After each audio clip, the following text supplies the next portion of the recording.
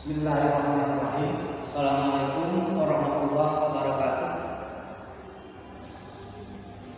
Anak-anak sekalian,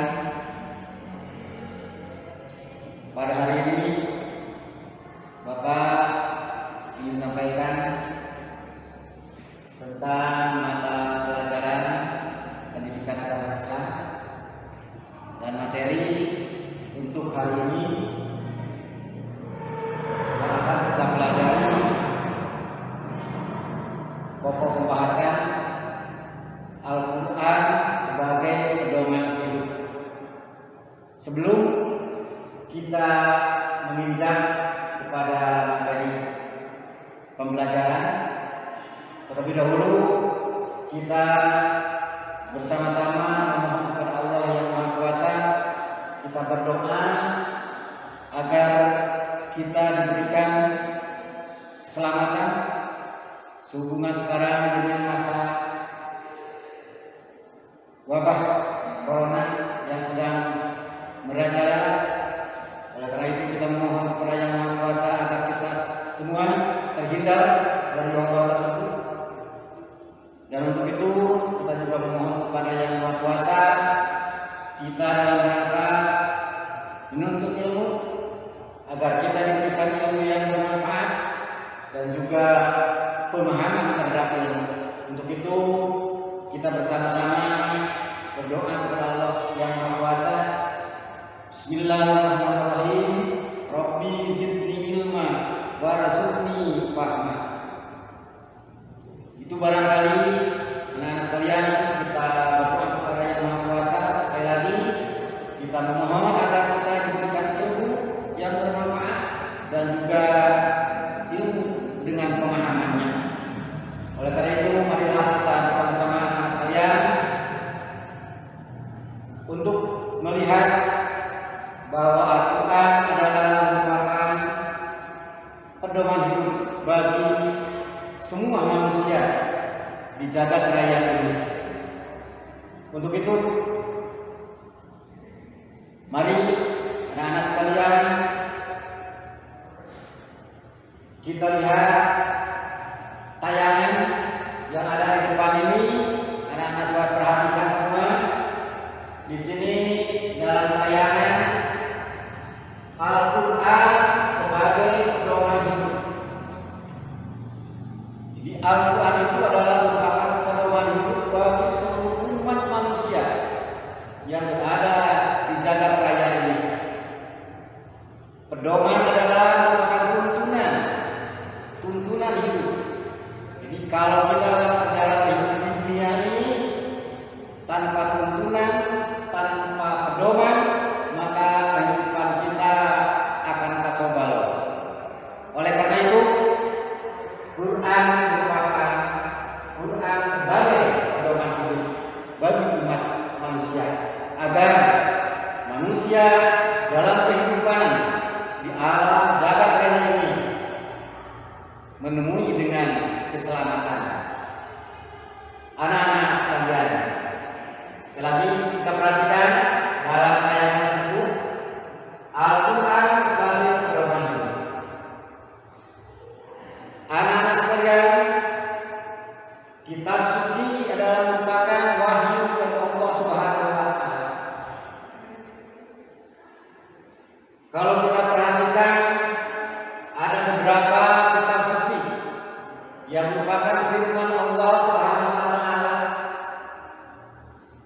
Yang perlu kita ketahui di antaranya yang merupakan pedoman hidup bagi umat manusia itu, pertama Taurat, kitab Taurat. Kemudian yang kedua kitab Zabur, dan yang ketiga Injil, dan yang terakhir Al-Quran. Nah, ini semua baik Taurat, Zabur, dan Injil ini diturunkan oleh Allah Subhanahu wa Ta'ala kepada Rasul Allah Subhanahu wa Ta'ala, utusan Allah Subhanahu wa Ta'ala. Kitab Taurat pada Nabi Musa, kitab Zabur pada Nabi Daud, kitab Injil diturunkan Allah Subhanahu wa Ta'ala kepada Nabi Isa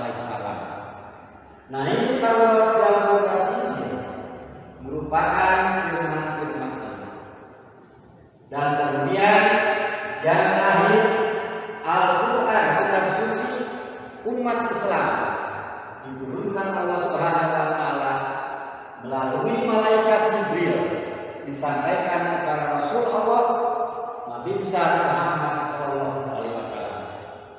Jadi Al-Qur'an adalah merupakan kitab suci umat Islam yang diturunkan oleh Allah Subhanahu wa taala kepada Nabi Muhammad sallallahu alaihi wasallam, yang beliau merupakan utusan Allah dan merupakan nabi akhir zaman. Setelahnya Nabi Muhammad SAW tiada lagi nabi dan rasul. Jadi Nabi Muhammad SAW merupakan nabi yang terakhir, rasul yang terakhir sampai akhir zaman. Nah, oleh karena itu anak-anak sekalian, sekali lagi Al-Quran sebagai pedoman.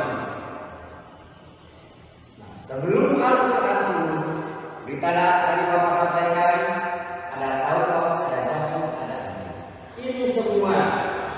Ini semua Taurat, Zabur, Injil. Isinya di sana. Hal ini baik Taurat, Zabur, Injil. Pertama, kita ketahui sejarah turunnya, sejarah daripada Injil ini, sejarah daripada Zabur ini, sejarah turunnya Taurat. Ini perlu diketahui oleh kita semua, oleh kalian semua. Dan juga baik Taurat, Zabur, Injil, pertama diketahui sejarahnya dan kemudian diyakini kebenarannya bahwa baik Taurat, Zabur, dan Injil ini semuanya merupakan firman Allah Subhanahu wa taala.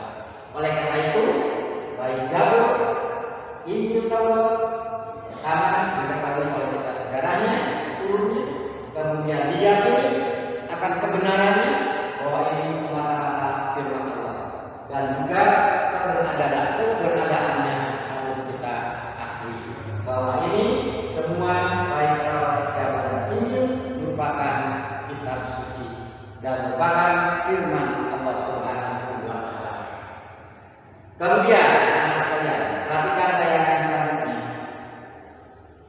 Baik Taurat, Zabur, Injil diterapkan menerapkan perilaku, kemudian toleransi dan saling memaafkan. Ini ajaran-ajaran dari Taurat, Zabur, dan Injil.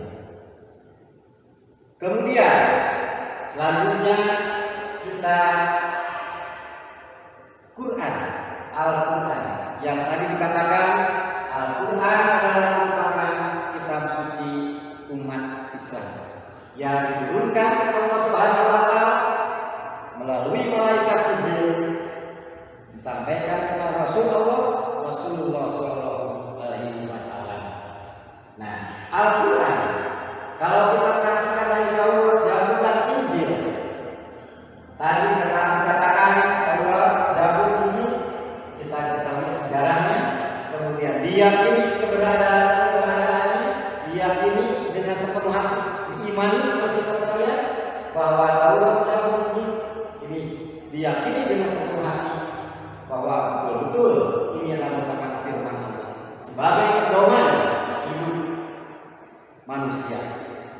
Kemudian Al-Quran diketahui sejarahnya dari mulai Al-Quran diturunkan lalu ke malaikat Jibril, dari mulai ayat pertama, dari mulai surat, dan kembali bahwa Al-Quran oleh kita perlu pertama diketahui sejarahnya, kemudian diyakini, diimani, yakin bahwa Al-Quran adalah merupakan firman Allah Subhanahu wa taala yang diturunkan oleh Allah Subhanahu wa taala melalui perantaraan malaikat Jibril dan disampaikan kepada Nabiullah Rasulullah sallallahu alaihi wasallam. Nah, ini Al-Quran adalah merupakan pedoman bagi hidup seluruh umat manusia. Kita kembali kalau Taurat, Zabur, dan Injil ini disampaikan oleh nabi-nabi, oleh Rasul sekitar daerah-daerah setempat lokal, tapi Al-Quran diturunkan oleh Allah Subhanahu wa Ta'ala kepada Nabi SAW melalui malaikat Jibril ini untuk seluruh umat manusia yang berada di jagat raya ini. Semisal Al-Taurat, Zabur, dan Injil semasa Nabi Musa, kemudian Zabur semasa Nabi Daud saja, umat Nabi Daud saja, kemudian Injil hanya sebatas umat Nabi Isa alaihissalam. Itu semua untuk ditaati karena merupakan tatanan hidup, pedoman hidup bagi keselamatan umat manusia untuk di sekitar umat pada masa itu. Tapi Al-Quran yang diturunkan Allah Subhanahu wa Ta'ala kepada Nabi Muhammad SAW ini diperuntukkan seluruh umat manusia sejagat raya. Anak-anak sekalian, Al-Quran tadi sampaikan pertama kata sejarahnya, bagaimana turunnya, kepada siapa yang menyampaikannya. Kemudian Al-Quran diyakini, diimani bahwa Al-Quran yang berjumlah 30 juz, 114 surat, diyakini kebenarannya, diimani oleh kita bahwa Al-Quran adalah merupakan firman Allah dan merupakan pedoman tuntunan bagi kehidupan manusia. Kemudian juga Al-Quran selain kita meyakini keberadaannya, kita baca. Al-Quran harus dibaca, Iqra, dibaca. Kemudian Al-Quran selain dibaca, kita dituntut dipahami isi pada Al-Quran tersebut.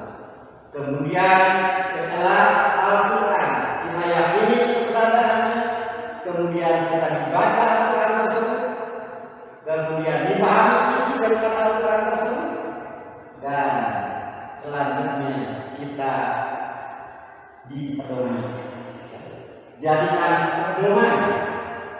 dijadikan pedoman bagi kehidupan kita selaku umat manusia. Maka insya Allah kalau kita betul pertama meyakini bahwa Al-Quran adalah merupakan pedoman hidup, Al-Quran adalah firman Allah sebagai tatanan kehidupan manusia, sebagai pedoman hidup manusia. Kemudian kita yakini, kemudian kita baca Al-Quran tersebut, kemudian kita pahami Al-Quran tersebut, dan jadikanlah sebagai pedoman oleh kita sekalian. Ini Al-Quran. Kalau tadi Taurat, Zabur, dan Injil kita tahu sejarahnya, diyakini keberadaannya, menerapkan perilaku di dalam Taurat, Zabur, dan Injil, perilaku yang disampaikan oleh nabi-nabi, baik Nabi Musa, Nabi Daud, dan Nabi Isa alaihissalam, menerapkannya dalam perilaku kehidupan sehari-hari. Toleransi, saling menghargai, ini ajaran-ajaran. Kemudian Al-Quran diketahui sejarahnya, diyakini keberadaannya, pertama dibaca, dipahami, dijadikan pedoman bagi kehidupan kita selaku manusia. Kemudian setelah kita dijadikan pedoman bagi kehidupan manusia, kemudian Al-Quran menerapkannya dalam perilaku, mencintai Al-Quran, rajin beribadah dan menjauhi manusia. Sebab isi Al-Quran semata-mata ada dua, ada menggembirakan dan juga ada menyedihkan, atau menyenangkan lah kata orang Sunda kan, di Pamawadi dan Pamawadi. Sebab isi Al-Quran kalau kita ambil intisannya, larangan dan juga ada perintah dalam Al-Quran. Oleh karena itu sekali lagi, Al-Quran menerapkan perilaku sesuai dengan isi daripada Al-Quran tersebut. Kemudian dalam Al-Quran kita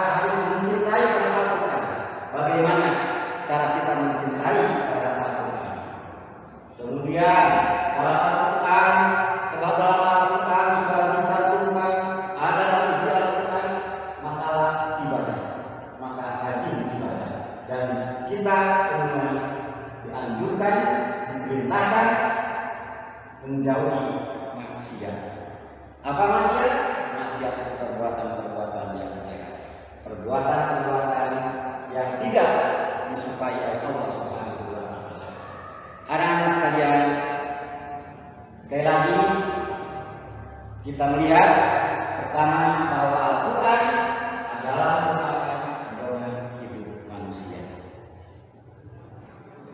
Kitab suci Allah yang kita ketahui adalah ada Taurat, Zabur, Injil.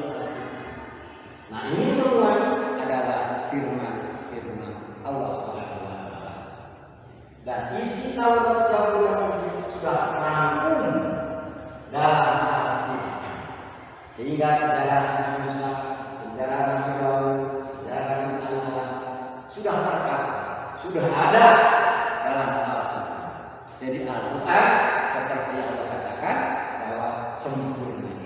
Kitab yang paling sempurna, kitab suci yang paling sempurna Al-Quran. Sebab isi Taurat, isi Zabur, isi Injil ada semua dalam Al-Quran. Oleh karena itu, seperti tadi Bapak sampaikan, perlu kita ketahui sejarah, perlu kita yakin, harus kita yakin keberadaan, kemudian Al-Quran harus dibaca, dipahami, dijadikan pedoman. Untuk apa? Perilaku, mencintai Al-Quran, rajin beribadah, menjauhi maksiat.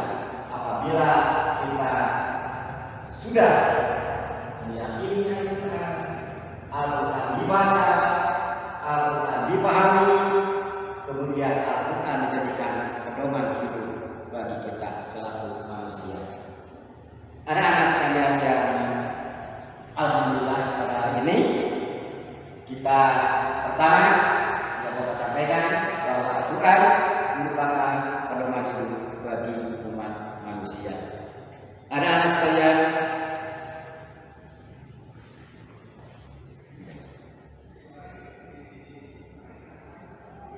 sini silakan kalian di rumah masing-masing memperhatikan tayangan pertama, tayangan yang pertama di sini. Mungkin kalian sekalian melihatnya sedang apa yang dilakukan oleh bapak dan anak-anak ini. Ini seorang ustaz, kemudian ini anak-anak yang sedang mengaji. Sesuai tadi bahwa Al-Quran harus dibaca, bahwa Al-Quran harus dibaca, diyakini, dijadikan pedoman. Nah, di sini nampak dalam tayangan ini yang sedang belajar membaca Al-Quran.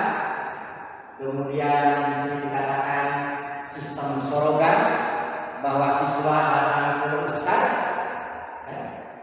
siswa yang belajar Al-Quran datang mengunjungi ke rumahnya atau di musola atau di masjid dengan ustaz, dengan guru ngajinya.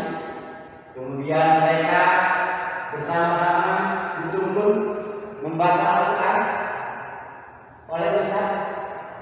Nah, ini alhamdulillah barangkali perlu kita ikuti jejak langkah anak-anak yang 3 orang ini yang sedang rajin belajar membaca Al-Quran. Sebab kita yakin tadi disampaikan bahwa Al-Quran harus dibaca, bahwa Al-Quran harus dibaca, Al-Quran harus dicintai, harus dicintai. Ini merupakan kitab suci kita sebagai umat Islam. Jadi kalau kalian rajin belajar Al-Quran, membaca Al-Quran, maka ada ustaz, ada guru ngaji, dikatakan sorogan kita mendatangi ustaz. Kalau ustaz membuka di musola, kita datangi musola, kita rajin. Apakah membaca Al-Quran harus para anak-anak saja? Apakah membaca Al-Quran harus orang tua saja? Al-Quran harus dibaca oleh seluruh umat manusia yang mengaku dirinya sebagai umat Islam.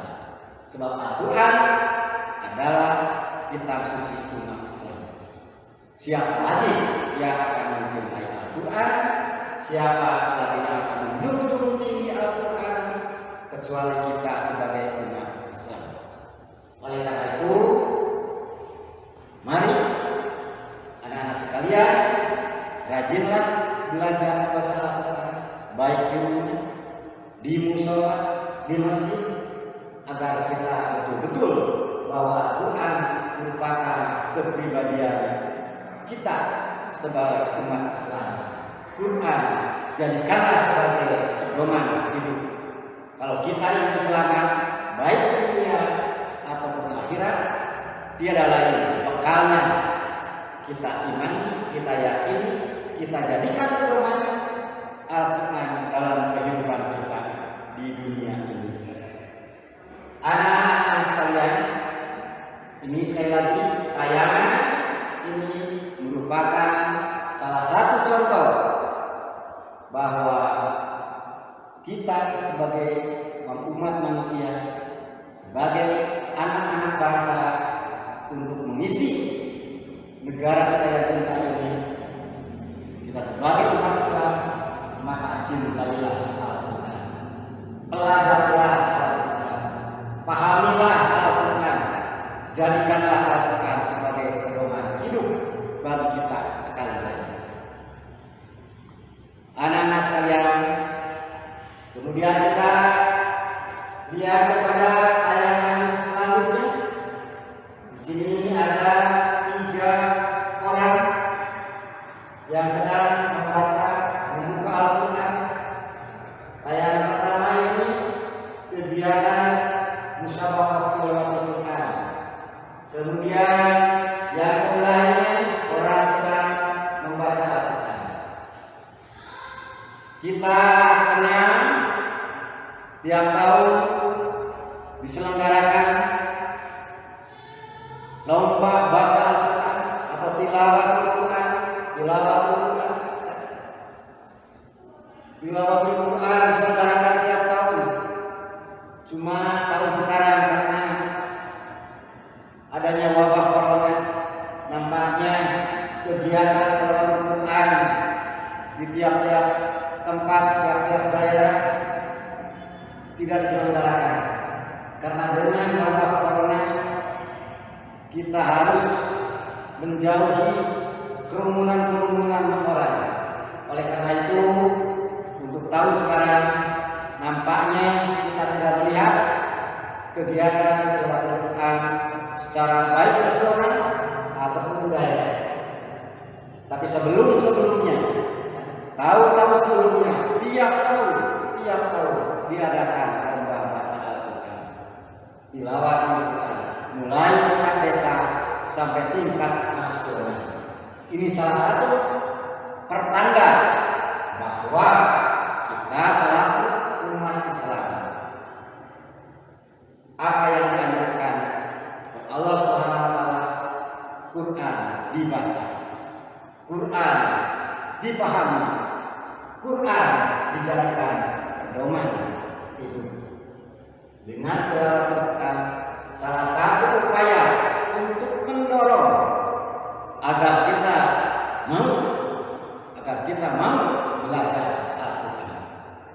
Maka salah satu dorongan yang merupakan motivasi bagi kita, bagi kalian untuk rajin baca Al-Quran, pemerintah mengadakan lomba baca Al-Quran. Pemerintah menyelenggarakan kegiatan tilawah Al-Quran. Ini semua adalah untuk mendorong kita agar kita rajin baca Al-Quran.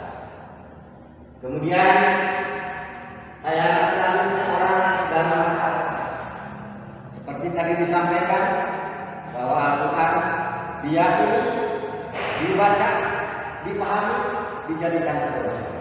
Nah, ini semua kita sebagai umat Islam dan Indonesia negara kita merupakan mayoritas agama Islam. Bangsa Indonesia mayoritas 90% lebih beragama Islam. Oleh karena kita sebagai umat Islam menjunjung tinggi, menghormati terhadap kitab suci kita sebagai umat Islam, yaitu Al-Quran. Oleh karena itu sekali lagi, jadikanlah Al-Quran ini sebagai Alkitab, sebagai kitab suci Al-Quran, sebagai kitab Al-Quran ini kita yakini, kita cintai, kita hormati, junjung tinggi, karena isi daripada Al-Quran tiada lain adalah untuk keselamatan, kebahagiaan umat manusia, baik di dunia ataupun di akhirat. Kalau seandainya kita betul-betul Al-Quran dijadikan pedoman hidup, insya Allah tatanan kehidupan, baik tatanan di rumah tangga, tatanan di pemerintahan, maka akan terjadi suatu kenyamanan, ketenangan. Oleh karena itu sekali lagi, kalau kalian rajin baca Al-Quran, insya Allah hati kita akan tenang. Hati kita akan tenang kalau kita rajin membaca Al-Quran. Anak-anak sekalian, itu sekilas barangkali tayangan pertama tadi pedoman hidup, bahwa Al-Quran merupakan pedoman hidup bagi umat manusia. Oleh karena itu dari mulai kitab-kitab suci yang lainnya, ada kitab Zabur, Taurat, kemudian Injil, kemudian terakhir Al-Quran, kitab suci umat Islam. Seperti tadi Bapak sampaikan, isi Al-Quran sudah tercakup seluruhnya dari kitab Taurat, Zabur, dan Injil, sudah ada di dalamnya, di dalam Al-Quran. Sejarah-sejarah Nabi semuanya sudah ada dalam Al-Quran, sudah terangkum dalam Al-Quran. Sebab Al-Quran adalah merupakan kitab suci umat Islam. Dan juga Al-Quran sekali lagi ini merupakan satu-satunya kitab suci yang perlu kita, yang harus kita junjung, kita laksanakan, kita pedomi untuk kehidupan baik berbangsa ataupun bernegara, baik kehidupan di sekolah, di rumah, tetap Al-Quran, kitab suci umat Islam yang harus kita baca, cintai Al-Quran tersebut. Satu di antaranya kalau baca, insya Allah rumah kalau tanpa baca Al-Quran seperti kuburan, sepi. Tapi insya Allah kalau kalian di rumah rajin membaca Al-Quran, akan ada nur, akan bercahaya terang benderang kehidupan di rumah tersebut. Sekali lagi, bacalah Al-Quran dengan baik, cintailah Al-Quran, jadikanlah pedoman Al-Quran tersebut. Sebab Al-Quran satu-satunya kitab suci yang sempurna, yang sangat-sangat sempurna, yang maha sempurna Al-Quran. Semua baik tatanan kehidupan manusia, baik amalan, ibadah, segala-galanya ada dalam Al-Quran. Oleh karena itu Al-Quran jadikanlah pedoman bagi kita sekalian. Anak-anak sekalian, kita ketahui bahwa kita selaku umat manusia yang pada awalnya Allah ciptakan manusia, di mana manusia yang pertama kita ketahui Nabi Adam alaihissalam dan Siti Hawa. Nah ini kalau kita melihat ke sana bahwa Nabi Adam alaihissalam sampai kepada Nabi Muhammad SAW, sedangkan jumlah Nabi dan Rasul itu ratusan ribu. Tapi yang perlu kita ketahui ada 25 dari Adam alaihissalam sampai Nabiullah Muhammad Rasulullah SAW yang merupakan Nabi terakhir, Nabi akhir zaman. Tiada lagi Nabi dan Rasul sesudahnya Nabi Muhammad SAW.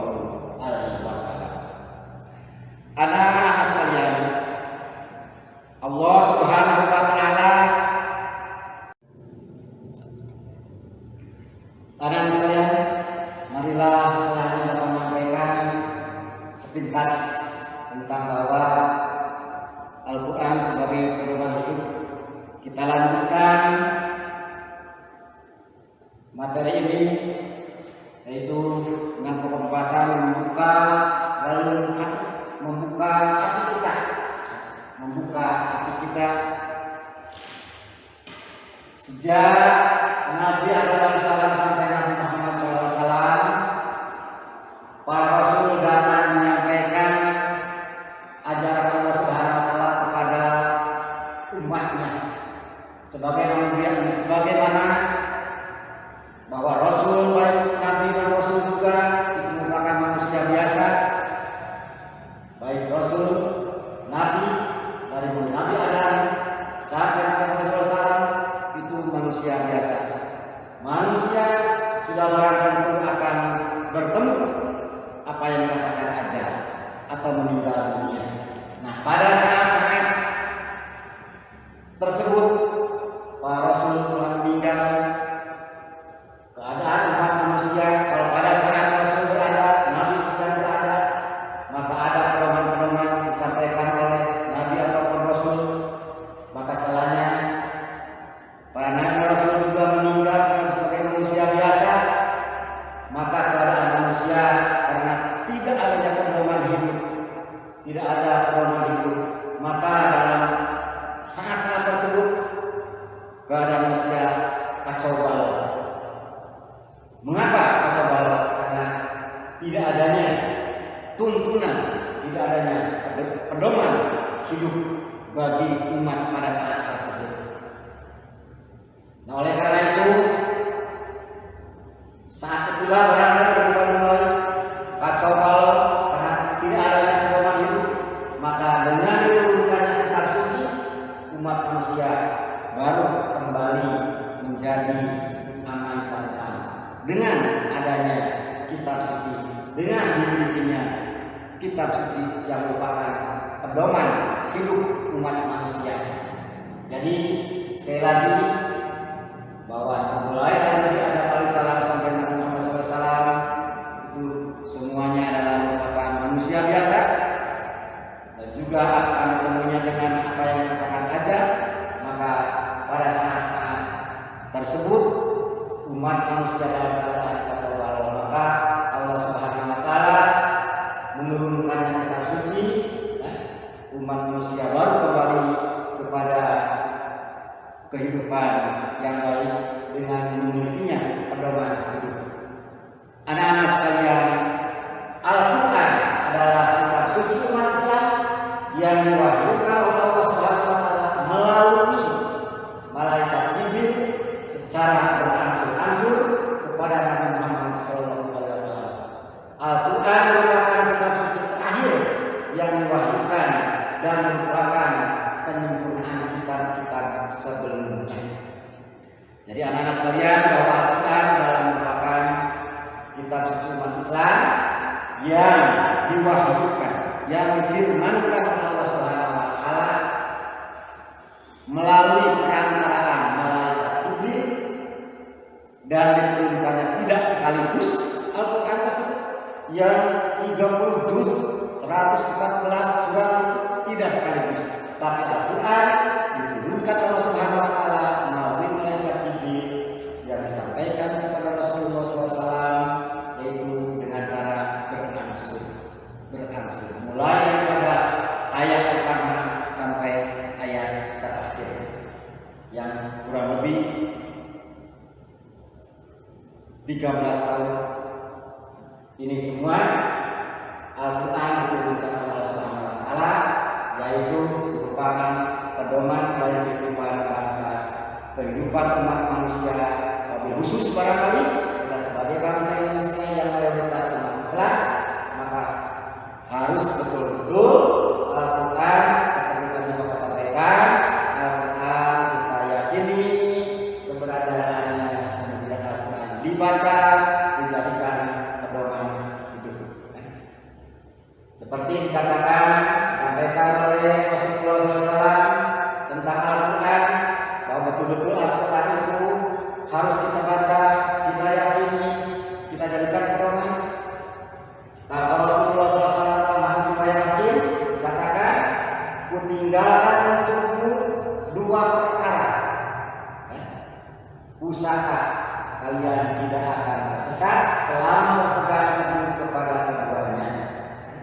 Jadi kata Rasulullah SAW, Rasulullah berkata, bersabda, kutinggalkan untukmu dua perkara, kalian tidak akan tersesat selama berpegang teguh kepada keduanya. Apa itu? Anak-anak sekalian, kalau kita berpegang kepada Al-Quran dan Sunnah itu adalah perbuatan, ketetapan, perkataan Rasulullah SAW itu dikatakan sunnah atau hadis.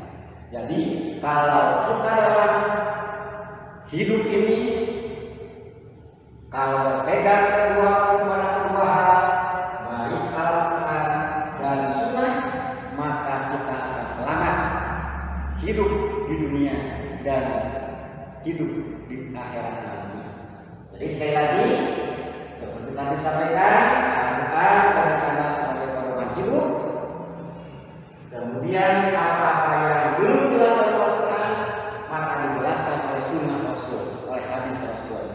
Oleh karena itu, seperti dikatakan disabdakan oleh Rasul, kalau kita ingin selamat, kalau kita tidak ingin tersesat hidup di dunia ini, maka kita berpegang kepada dua, Al-Quran dan hadis. Anak-anak sekalian, barangkali pembelajaran tentang apa yang disampaikan oleh Bapak tadi, yaitu bahwa Al-Quran adalah sebagai pedoman hidup. Mudah-mudahan kalian bisa menyerap apa yang Bapak sampaikan. Dan sekali lagi Bapak tekankan, bacalah Al-Quran. Jadikanlah Al-Quran sebagai pegangan hidup, sebagai pedoman hidup baik kita sekalian untuk kehidupan kita, agar kita dalam kehidupan di sini di dunia ini kita dalam keadaan selamat. Kemudian kehidupan kita akan tenang. Sebab apa yang disampaikan, kalau kita rajin membaca Al-Quran di rumah, maka rumah itu akan terasa tenang, akan terasa terang benderang pada rumah. Tapi sebaliknya, kalau di rumah tidak pernah ada suara bacaan Al-Quran, maka diibaratkan rumah itu semacam kuburan, sepi, menakutkan. Oleh karena itu sekali lagi Bapak sampaikan, pelajari Al-Quran dengan sebaik-baiknya dan rajinlah baca Al-Quran agar kita kehidupan dunia ini mencapai kebahagiaan. Dan juga yakini Al-Quran itu bahwa Al-Quran adalah merupakan firman Allah Subhanahu wa Ta'ala yang diturunkan melalui malaikat Jibril kepada Nabi Muhammad SAW yang merupakan Nabi akhir zaman. Dan Al-Quran kita yakini bahwa Al-Quran kitab yang paling sempurna, kitab suci yang paling sempurna, sebab kitab-kitab yang lain juga sudah tercakup isinya di dalam Al-Quran. Rupanya anak sekalian, sekian dulu dalam pertemuan kali ini, dan Bapak tugaskan kepada anak sekalian sekali lagi, tolong Al-Quran dibaca dengan sebaik-baiknya, rajinlah baca Al-Quran, dan juga silahkan kalian kalau ada beberapa pertanyaan atau hal-hal yang kurang jelas, nanti bisa melalui WA langsung dialamatkan ke SMK Piramida. Sekian sekalian, mohon maaf, mudah-mudahan apa yang saya sampaikan ada manfaat untuk kita sekalian.